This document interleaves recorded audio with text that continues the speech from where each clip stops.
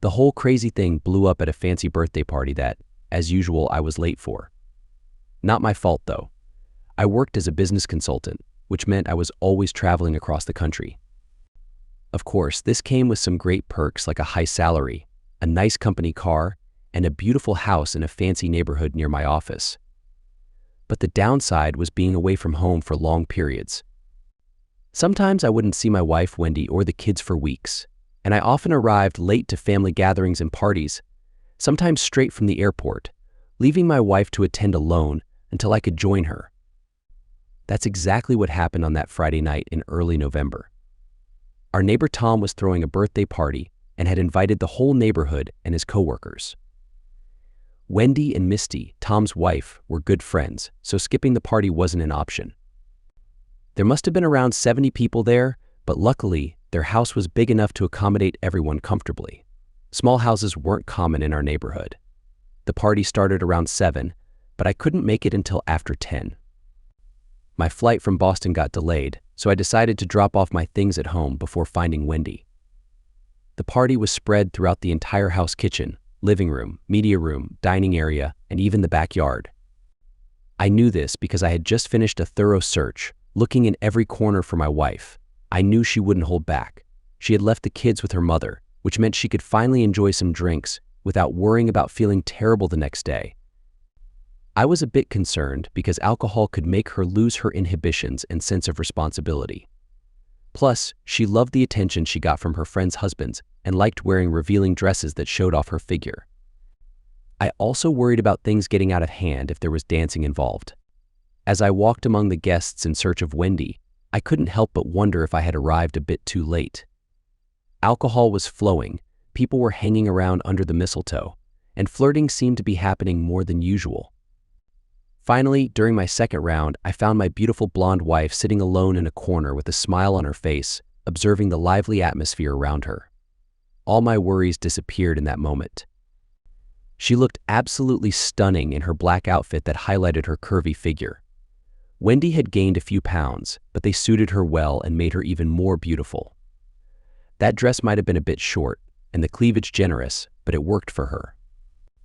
I approached her quietly and wrapped my arm around her. "Having fun without your husband," I teased her. "Don't be silly," she smiled. I had to stop drinking because I was getting drunk. Her smile filled me with joy. She looked ravishing. As I leaned in to hug her, I suddenly noticed a foul smell on her body. It was disgusting. "What's wrong, Wendy?" I asked, shocked. She looked at me confused. "What do you mean?" I got closer to her, and she smiled, ready for a hug. I took a deep breath through my nose. Oh no, it was true. "Who have you been with?" I asked, my voice firm. What she hesitated, unable to hide her guilt. I grabbed her arm and guided her towards the exit, carefully maneuvering through the guests until we were outside, away from the party. "Stop," John, Wendy whined as I reached for the front door. "You're hurting me." "I can't leave like this suddenly." I heard laughter coming from the study next to the entrance hall. It was Tom and some of his coworkers, joking around and having a great time. They didn't notice us standing at the entrance. I turned to Wendy and, for the second time in just a few minutes, saw guilt written all over her face. When she saw me, she looked away, clearly ashamed. "Oh, Wendy," I said, my voice full of disappointment, and I walked away from that party. As I stepped out onto the street and headed home, which was just a short distance away, I could hear Wendy's footsteps behind me. "Wait, John. I don't have my bag or coat," she screamed, trying to catch up to me. "Go back and get them." "I don't care," I replied, determined to continue walking. "Please, John," she begged. "Just give me a moment if you want to stay here and keep flirting." "Go ahead," I said, without even looking back. "You know I can't tolerate cheating." "We're done." "Stop, John. You're scaring me." I stopped and turned around, filled with anger and contempt. "I'm scaring you?" I asked, unable to believe it. "You should have thought about that before you decided to do that with him." "Tom's not a bad person," she whimpered, pausing to catch her breath. "He's your friend." Her words hit me like a punch. Unbelievable. "No, he's not," I replied. "He's the guy you cheated on me with." "Please, John, I never cheated on you," she begged. "You know I would never do that." "Seriously," I shouted at her foolish denial. "Tell me, how did he enjoy spending time with you?" Pain filled her eyes, but I couldn't find any sympathy for the liar who had destroyed our marriage. I turned and continued walking home, leaving her there, crying alone at the doorstep of the house where she had committed her ultimate betrayal. At least 3 hours passed before Wendy finally came home. Considering what had happened, I wouldn't have been surprised if she had spent the night at Misty and Tom's, which would have been ironic. At that moment, I found the thought somewhat amusing, even though my sense of humor was distorted. I was drunk, very drunk. With no better plan, I had decided to stay in the kitchen and indulge in a special 30-year-old Scotch whiskey that I had been saving. When Wendy arrived home and entered the kitchen, disheveled and holding her handbag, wearing that revealing outfit, I couldn't help but think she still looked attractive, like a classy lady after a wild night.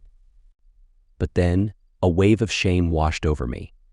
Despite her mistakes and my anger, she was the mother of my children and deserved respect. So even in my drunken state, I tried to be civil. "Where have you been?"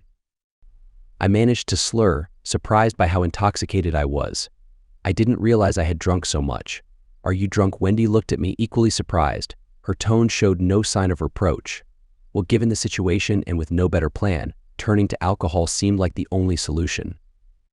I replied, attributing my drunkenness to the night's events. "I understand," she said, calmly taking a seat in front of me. "Can you pour me a drink too?" "Take mine," I offered her my glass. "I think I've had enough." Honestly, I couldn't get up and pour a drink for her in my state. "You won't believe it," she said, looking slightly amused.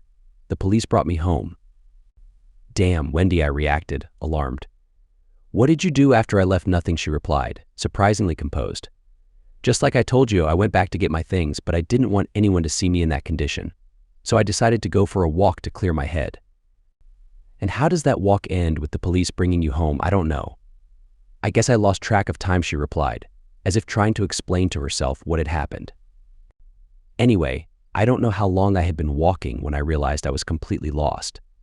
I was about to pick up my phone to see if I could use the GPS when a patrol car pulled up beside me. Wendy averted her gaze and remained silent for a moment.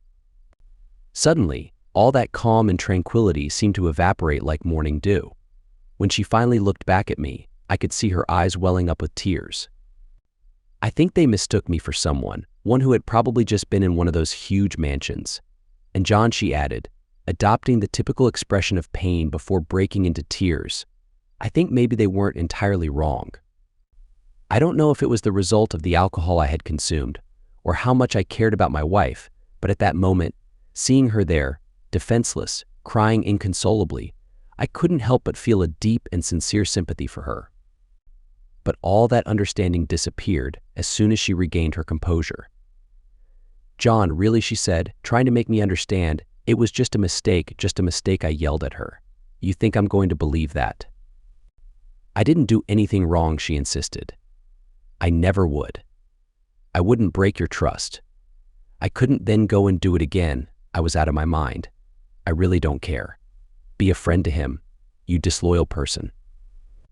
"Why do you keep saying you don't care? When you're so angry, I don't care what you do anymore," I answered, trying to regain composure. "You destroyed our marriage when you broke your promises. It was just a mistake." She cried. "You know I've had relationships before, and they meant nothing. This is the same. It means nothing, do I?" "You sure?" I asked, completely confused. "Do I know about your past, you would?" She responded angrily. "If you had ever taken an interest in my life before we met." With that, she had caught me. She was right on that point. I had never wanted to learn about her past. The thought of her with other people, even before we met, was something I couldn't bear to think about. Still, the idea of her being with multiple partners far exceeded even my worst expectations. It was something I certainly wasn't prepared for. Damn, I even thought I was the first one she had been with. Silly me. I realized how wrong I had been by ignoring reality, the reality that was right there, furiously hitting me in the face. I took a deep breath, determined never to make the same mistake again. "I thought you were inexperienced when we started dating," I said firmly, looking her directly in the face, hurt by her confession. "And I was," she said with a kind smile. "I had been in serious relationships, but I didn't get close with any of them, obviously." At this point, I couldn't believe anything she told me. I thought she was joking again. "Yeah, right, you can trust me on that," she confirmed. I didn't get close with any of those guys. I doubted that I could believe her, but I decided to listen. Why didn't get close with your serious boyfriends? I asked, without trying to hide my disbelief. Did you know that Alice got pregnant when she was in high school? Alice was my sister-in-law, 5 years older than Wendy. That's news to me, I replied, completely surprised. That was really difficult for the whole family. My parents, and especially Alice, went through a really tough time. Wendy seemed completely sober now. If she had been drunk that night, she had completely sobered up. It was a very challenging experience for everyone, she continued, to the point that I, myself, decided I would never be intimate. At least not outside of marriage. Wow, I exclaimed, skeptically. The serious boyfriends you had after that must have had a really hard time. Well, she shyly smiled at me, seeking some understanding. You know better than anyone that I have other talents. I smiled back at her. Obviously, I didn't have a problem with that as long as all that pleasure was mine. Wait a minute, I said, trying to keep up despite being a little drunk. You've mentioned multiple experiences, but I guess you didn't have multiple boyfriends. Well, you know how things go, especially when you're young, she replied, apparently not too interested in talking about it further. Tell me, I insisted. I don't know. She got up to go to the sink and pour herself a glass of water. I guess it all started during my freshman year in college. As she walked past me, I couldn't help but notice her swaying gracefully in her high heels. Still slightly under the influence and upset as I was, I couldn't deny that my wife exuded sensuality from every inch of her being. At the sink, she reached up to grab a glass from the top shelf. With the glass filled with water, she turned to me, leaned back against the sink, and rested her free hand on the counter. I had never been with a guy before, and I was very curious, especially about everything related to intimacy, since I was determined not to have intimate with anyone. She averted her thoughtful gaze and took a small sip of water. She smiled, still lost in thought. I remember at the end of my first date, we were sitting in the guy's car and I was worried that he would be too shy to even hug me goodnight. She looked back at me, her smile widening. So, I decided to take the initiative and asked him if he wanted me to do something for him. I smiled back at her. No way, I said, genuinely interested.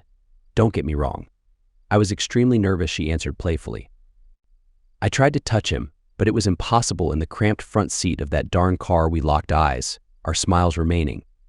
For a brief moment, it felt like nothing had gone wrong that night, as if everything was normal, as it should be. Damn it. How did we end up here? As if she could read my thoughts, she approached me. Do you want some water? She asked, standing in front of me and bringing her glass to my lips. I looked up and nodded, captivated by her alluring gaze, and took a small sip of water while she gently ran her fingers through my hair. We had a great time together. I woke up the next day with the midday sun beaming right in my face. Neither Wendy nor I had bothered to close the curtains last night. One couldn't blame us, given the situation. I glanced at her beside me. She looked more passed out than asleep, but I wasn't in much better shape. Whoever claims whiskey doesn't give you a hangover is just spinning tales. After a quick shower, I headed to the kitchen in search of coffee. The anger from the previous night had given way to deep confusion. I didn't know what to do or what to think. Wendy had recognized her mistake, and she had also expressed her unwavering love for me, something I had never questioned, indeed. Plus, there were the kids. Was I about to lose my home, my children, and my family due to a stupid mistake, perhaps made under the influence of alcohol? I felt betrayed and hurt, though. The trust upon which our relationship had been built was seriously damaged, perhaps irreparably. In any case, I needed time alone to reflect. That's when I spotted the shopping list on the fridge. Normally, we did our shopping online, but given the circumstances, I thought it might be a good idea to leave the house and spend the day at the mall. I took the shopping list from the fridge and left a note for Wendy. I'd be out all day, and I'd take care of the shopping. The day at the mall was as uneventful and dull as I had hoped for. I arrived home after 6. I unloaded the groceries, filled the fridge, and finally, after changing my clothes and putting on something comfortable, I lay down on the couch, in front of the television beside Wendy. She was reclined on her side, half drowsy, watching a National Geographic documentary without paying much attention. Clad in just a long t-shirt and short socks, I savored a moment as I admired the delicacy of her bare legs, as well as the generous curve of her hips. The allure of her petite figure was unmistakable, even in the dimly lit room, barely illuminated only by the soft glow of the television. I asked my mother if she could stay with the kids until tomorrow, she whispered, unaware of my thoughts. She said it's no problem, cool, was all I could think to say. We had a lot to talk about, and for that, we needed to be alone. By the way, Misty called this afternoon, she said, turning towards me. She wanted to know if everything was okay and why we left without saying goodbye, and what did you tell her, I asked, genuinely interested in how Wendy had handled the situation with her friend. I told her that when you arrived I wasn't feeling well, she explained, as she sat up and drew closer to me, that I had drunk too much, and I asked you to take me home. Good response, I said, sincerely pleased, trying to convey my support. Have you eaten? No, I didn't have an appetite, she replied, as she snuggled in my lap. I missed you, I needed to think, I said, wrapping my arm around her.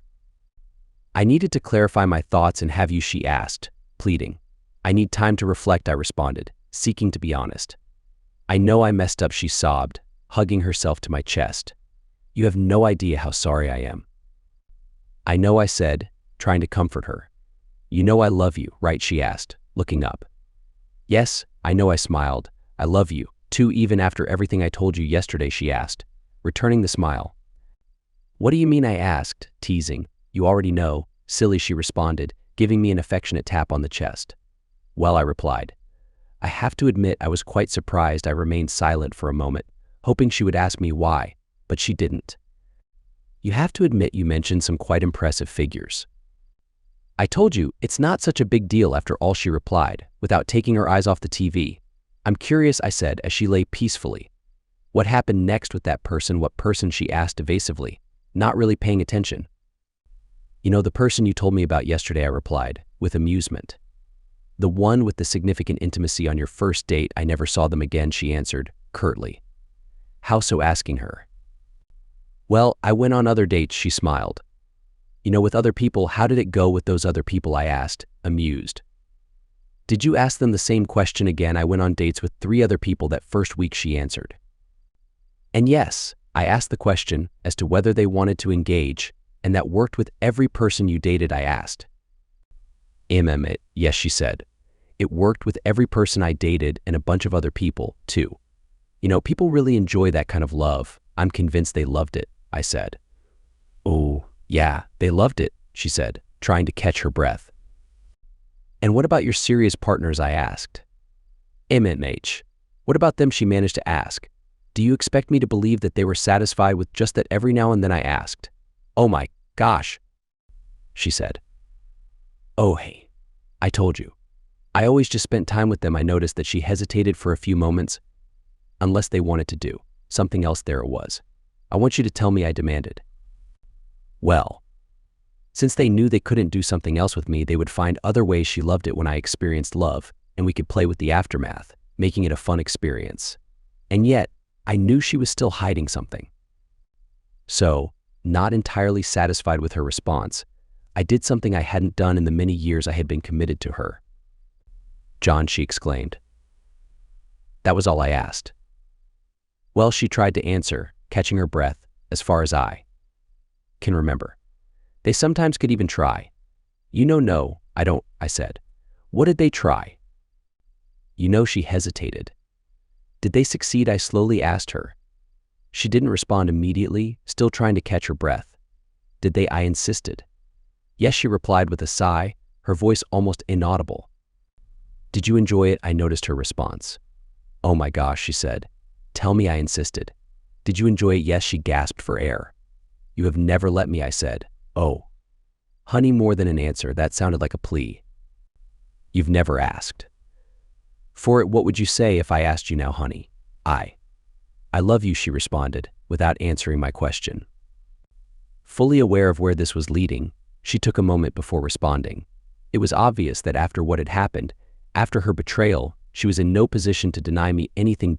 When was the last time? I asked. She hesitated for a moment. Honey, we don't have to. She let out a small cry. Okay. Just a year ago, at his birthday party, she finally confessed. Jesus, Wendy, I was there. You shouldn't have done that. How could you? I told you. I didn't cheat. She turned her head slightly to meet my gaze. I never had any inappropriate contact with him, never let him touch you. I was getting angry all over again. I must have seen someone else dancing with Tom, not my own wife. It felt like I had married a stranger. That's different, John. I was drunk and it was just dancing. I already apologized for that. By the way, Misty thought it looked like you were fooling around on the dance floor. You both seemed to enjoy it. It's not my fault that men get excited. I can't control that, she snapped. Why are we talking about this now? I can't help but wonder if you were unfaithful to me. I didn't cheat on you. I've already told you, I was drunk, she said. How did it happen? I managed to ask. It was late, you were angry. Now I understand why, and you decided it was time to leave. She paused to catch her breath as she continued. When I went upstairs to get our coats, she closed her eyes. Tom followed me and revealed his desire. Go on, I said with excitement. She took a deep breath before continuing. He told me how Misty had mentioned that. I enjoy such moments. He also explained that he had never experienced such good time. And I believed him. Ooh, honey, because Misty doesn't like him. Keep going, I urged her. Anyway, I felt sorry for him. We are friends, after all. So it didn't seem like such a big deal. Just a few minutes, and I could fulfill his wish. Best gift ever. I thought, I'm sorry, but honey, that was all I needed to lose all self-restraint. What else? I managed to ask through heavy breaths. Oh, honey, I told you. It was just simple then. And only yesterday this newfound openness extended to discussing what had happened the night before. Honey. Oh, hey. That's all it was. Just a quick encounter. A friendly gesture, just a quick encounter, I asked, lost in the moment. Yes, just a quick encounter. I'm so sorry. Honey, did he enjoy it? Oh yes, ... Did you betray me? I already told you. I didn't betray you, honey, she said. I didn't let them touch me. I never engaged in any act. I couldn't hold back any longer. Finally, I collapsed. How many? I asked softly, trying to regain my breath. How many? What? She responded, confused, struggling to breathe. You mentioned them, I said. How many encounters did you have last night? Honey, she hesitated for a moment. I don't know. You don't know at this point. My wife's ability to confuse me seemed limitless. Honey, you have to understand. Ah, she cried out. I wasn't willing to entertain any more excuses. How many? I asked again. All of them, she finally admitted, giving in to my persistence. Oh my goodness, I said in utter disbelief. All of them? That's not even a number. Did you lose count? 4, maybe 5? I don't know. Tom and his friends from work. She seemed scared. I can ask him if you want. Completely astonished, I didn't know how to respond. We didn't plan it, she continued, attempting to explain the inexplicable. Things just unfolded that way. Things just unfolded that way. Instead of calming me down, her explanations only deepened my astonishment. How did things unfold in such a way that my beloved wife ended up with 4 or 5 encounters last night? I honestly don't know. I'm sorry, she said, her apologies sounding sincere despite the strangeness of it all. Honestly, one thing led to another. Damn it, Wendy, I exclaimed, more hurt than angry. How is that even possible? How did one thing lead to another? I've told you. I don't know.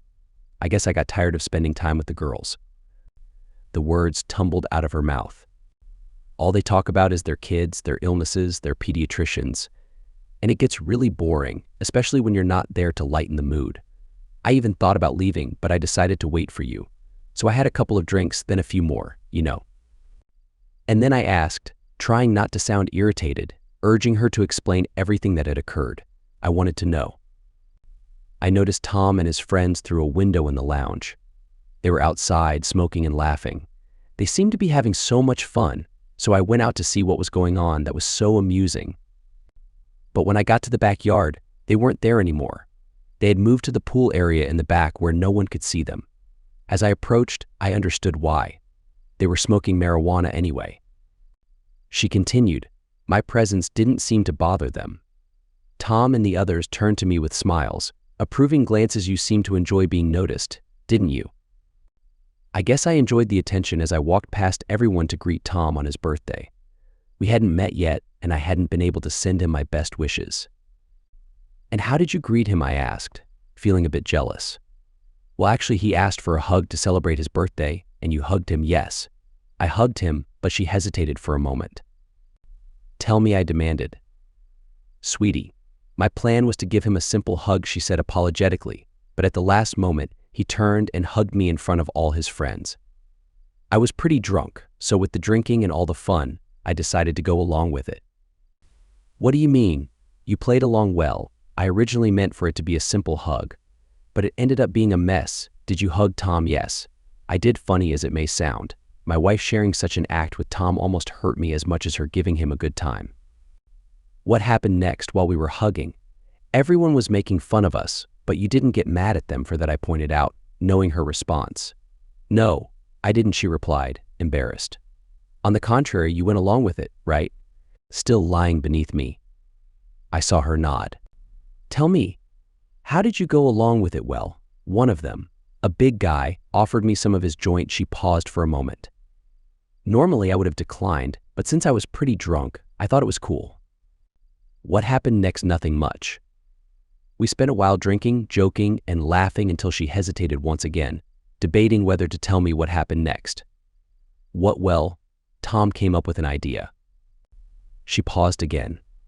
He told me that it was unfair of me to have not wished Frank a happy birthday too. Who is Frank? I asked, irritated.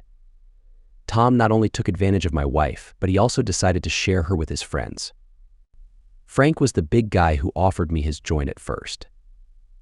Anyway, everyone started yelling and hoping I would give Frank a hug, just like I did with Tom. Did you?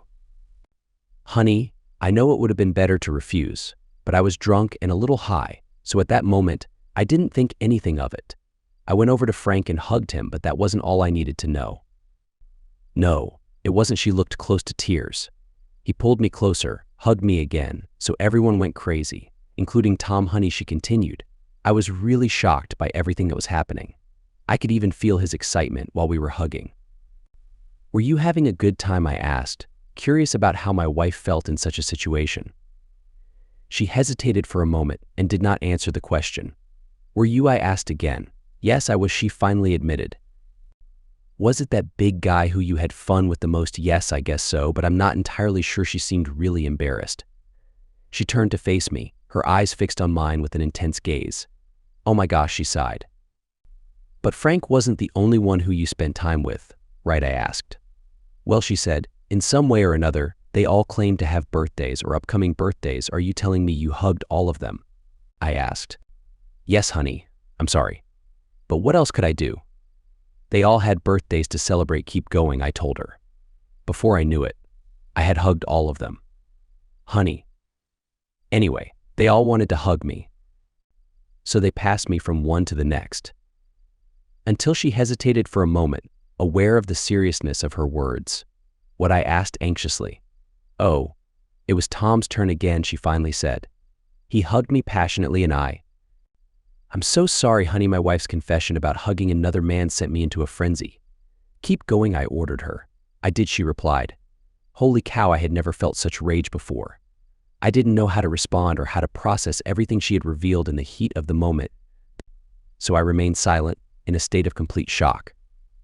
I love you, honey, I heard her say as she continued to pant. I love you too, I managed to reply, barely holding on to consciousness. After that night, I spent weeks in a state of confusion, trying to make sense of my wife's confessions and decide what to do. To make matters worse, Wendy claimed that it had all been part of a play between us. According to her, that's all it was. Honey, she had said, sounding condescending. Did you seriously think I would do something like that? The truth was, none of it made sense. But one thing was certain. She definitely spent time with someone, rather spent a really good time. As for everything else, who knows? No clue whatsoever. So, my mind went on autopilot for the next few weeks, seeking refuge in the day-to-day routine. Even my romantic life with Wendy became oddly routine, dull, and if not happening often, sometimes non-existent. Weeks went by until the new year arrived. Tom and Misty, as they always did, invited us to their New Year's party, completely unaware of the doubts that had haunted our marriage. Wendy mentioned that we could decline the invitation, but that might raise some eyebrows and lead to some nosy questions. Since I wasn't ready to handle that kind of scrutiny just yet, I figured there was no harm in going to that darn party. After all, It was hard for me to imagine that the exceptional circumstances that had occurred during Tom's birthday could happen again. Before I knew it, there I was once again in that damned house at another darn party, with a bunch of people scattered everywhere just as they had been only a few weeks before. I could tell that both Wendy and I were initially quite uncomfortable in that situation, but alcohol was invented for something, right? So that, among other things, husbands like me who felt left out could enjoy parties like that, socializing quietly with the people who just a few weeks before had probably been nice enough to spend time with their spouses. As time went by, I watched Wendy, fueled by drink after drink, shake off any prior discomfort to revert to her usual self, basking in the attention from all those guys.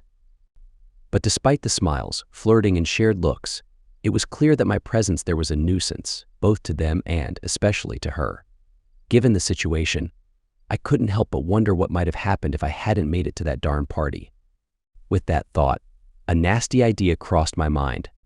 "Darling," I said, gently guiding her away from the guy who had his arm around her waist, with evident annoyance on his part. "Do you mind if I talk to my wife for a moment?" I asked him in a bad temper. "No, of course not," he replied, surprised, raising his hands in a no-problem gesture. "Honey, this is Dave," Tom's partner, said my wife, making the appropriate introductions and trying to downplay the whole thing. "What's up?" she asked, taking my arm to move me aside. "The home alarm on my phone went off," I lied. "The security company called, and they need me to check it. It'll only take a moment. No more than half an hour. I guess all right. Don't be too long," she responded, wrapping her arms around my neck and giving me a deep hug. I didn't even have to leave the party. Upon reaching the entrance, I headed to the study adjacent to the foyer. From there, I could have a direct view of the living room where Wendy was. With the distance and so many people in between, it wouldn't be difficult at all to follow her steps without being noticed. I could easily spot her right where I had just left her. She appeared to be joking with one of the catering waiters while he picked up her empty glass. Absorbed in my own thoughts, I had not noticed how amazing my wife looked that night. She wore a short, strapless, black tube dress, which combined with her high heels and thigh-high stockings only accentuated her beautiful figure. The careful application of her makeup, with dark eyes and bold lipstick, intensified her captivating gaze and highlighted the fullness of her lips. Her blonde hair, styled in loose, tousled waves, fell gracefully around her shoulders, adding an irresistible, effortless allure to her overall beauty. The complete package seemed to exude confidence and appeal. My thoughts were interrupted by a waiter who politely asked me for my empty glass as he passed by. With both hands free, I moved to a corner so I could write Wendy a message. At home, waiting for them to call. Might take a little longer than I thought. I saw that she was on the line. "Too bad.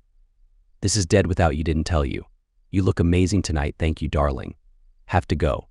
Misty and the girls are calling for me. Don't be long. Love you." As I stepped out of the corner to check on Wendy again, I realized she was no longer in the same place. She must have left with the girls, but they couldn't have gone too far. After a couple of minutes of fruitless searching, my gaze finally found Wendy at the back of the large main hall, standing in a corner behind one of the high tables where people left their drinks while they chatted. The spot was partially hidden by a large Christmas tree. The guy I had confronted just a moment ago, Dave, was with her. It seemed like he had his hand on her waist again, although the table, conveniently covered by a tablecloth, left me not entirely certain. There was no sign of Misty or the rest of the girls. They were talking, their faces inches apart. Wendy wore a flirtatious expression, while the guy seemed to be explaining something truly engaging and amusing. She appeared genuinely captivated and would occasionally burst into uncontrollable laughter. It seemed she was beginning to get a bit tipsy. I felt a twinge of jealousy. How long had it been since she had looked at me like that, if she ever had? But the most surprising thing was yet to come. Completely oblivious to what was going on around them, and taking advantage of his privileged position somewhat apart from the rest of the crowd, that guy did something that stunned me. He grabbed one of her hands and pulled. From a distance, I didn't have the best view, but I could see Wendy's reaction. "Oh my goodness," I thought. Just then, Tom approached them. Wendy greeted him with a warm smile as he leaned in to say something in her ear. Whatever it was must have been tremendously amusing because, despite the music and the distance between us, I could perfectly hear my wife's laughter. It was obvious that she was drunk, but at least it seemed she had let go of Dave. The three of them talked for a long while, exchanging confidences and knowing glances, their heads close together. I noticed that Tom and Dave's arms were always around her. It was all making me sick. At one point, Tom gestured with his hand to something upstairs. Wendy hesitated, checked her phone, and shook her head. Then she leaned up to say something in his ear, and I could see him nodding. Curious to see what it was all about, I took out my phone and called her. I didn't even bother to step outside. It was possible that Wendy could hear the party music through my phone, but in her intoxicated state and busy as she was, it would be hard for her to distinguish it from the background music. "How's it going?" I asked. "Boring," she replied. "Are you on your way yet?" "No, not at all," I replied, feigning a hint of frustration. "The monitoring center found some sort of malfunction, and they want to send a technician to fix it right away." While we talked, Wendy never took her eyes off Tom, who seemed to be paying attention to our conversation. "Does it have to be right now?" she asked suspiciously. "Tell them we're out." "Darling, that's precisely why they don't want to let it go," I replied promptly. "Apparently the insurance company insists on not leaving any house unprotected, especially during these holidays if no one is in them." "When do you think you'll be back there?" It was the question she had been eager to ask. "I don't know," I replied, trying to feign regret that I certainly didn't feel. "I don't think I can be there in less than an hour or two. If you want, I can send you a message when I'm on my way." "That would be great, honey." As she said that, she looked up at Tom and gave him a big smile. "I love you, honey," I told her. "I love you too, dear," she replied, ending the conversation. By the time she had put her cell phone back in her purse, another guy had joined them. They were all big guys, including my friend Tom, but this last one stood out above the others. It had to be this Frank guy. Next to him, the petite figure of my wife looked really small. Just right then, someone bumped into me from behind, spilling their drink on my suit. "I'm sorry," the guy, visibly drunk, apologized. It's okay," I told him, trying to brush it off, but the guy insisted, noticeably worried about the consequences of his mistake on my clothing. "Seriously, it's okay," I insisted, trying to put the matter to rest. After a good couple of minutes of the guy persisting in his apologies, I turned to focus my attention again on my wife, but she was no longer there. I took a few steps forward and looked around, but nothing. With my heart racing, I headed to the living room where she had been just a few minutes ago, but there was no trace of her or the guy she was with. From there, I went to the dining room, the kitchen, and finally the entrance foyer. Nothing. They had vanished.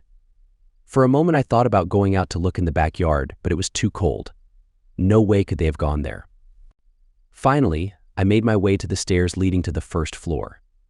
Theoretically, guests weren't supposed to go up there, but given the circumstances, I thought I could come up with any excuse if necessary, so I decided to go upstairs. I was perfectly familiar with the upstairs layout. I had been there dozens of times since my children used to play in those rooms with Tom and Misty's kids. It wasn't difficult for me to find my way. I heard noise at the end of the hallway, in one of the guest bedrooms. I headed in that direction, but the door was closed, and it would be impossible to enter without being seen. Then I remembered that this bedroom shared a bathroom with the adjoining one. Silently, I reached the shared bathroom, crossing the adjoining room in silence. It was practically in the dark, barely illuminated by the light coming from the other room, where it was clear that someone was present. I reached the door in front of me, and hidden in the darkness, I peeked, fully aware that no one could see me. I couldn't believe my eyes. I wanted to pull Wendy away from them, but it was her decision, not mine. I harbored the strange hope that eventually she would come to her senses and would pull back off of his friend, as if that could put a remedy to what was happening. Anyway, she didn't. I remained crouched in the corner of the study near the front door, from where I could see, in the distance, the stairs by which I was waiting for my wife to come down in the company of her 3 friends. It took them more than 2 hours to come back down amidst jokes and laughter, as if nothing had happened. When they arrived downstairs, my wife split from the friends to join the group of women at the back of the main hall. When I finally gathered enough courage, I made my way to the main hall. There was my wife, calmly chatting with a group of women, among whom was Mindy, Tom's wife. There was no sign of the friends. They must have gone to the backyard to boast freely about their recent activities. "Everything okay?" dear Wendy asked nonchalantly, on seeing me. She didn't give me a hug this time. "I don't know, honey," I said, pretending to have no idea. "I guess that depends." Suddenly, all those women seemed interested in my cryptic answer. "Depends on what my wife asked," suspiciously looking sideways at the rest of her friends gathered there. "You tell me," I finally replied. "What have you been doing tonight?"